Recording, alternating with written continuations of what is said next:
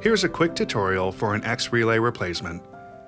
Please note that turning off the sub and main power switches in order is important, and then unplug the power cord. Now for the replacement steps. Start by removing the cartridge cover, then disconnect all the flat flexible cables, FFCs, and connectors from the printed circuit board, PCB.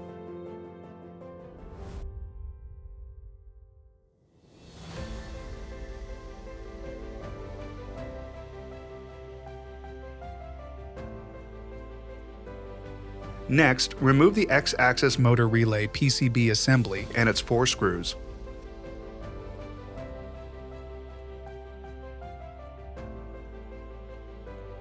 Once complete, reverse the instructions for reassembly. Here are some errors you may encounter in the X-axis motor relay PCB. The printer doesn't recognize the ink cartridge. The cover isn't closed properly. You may get a closed cover error. If the motor X is not functioning properly.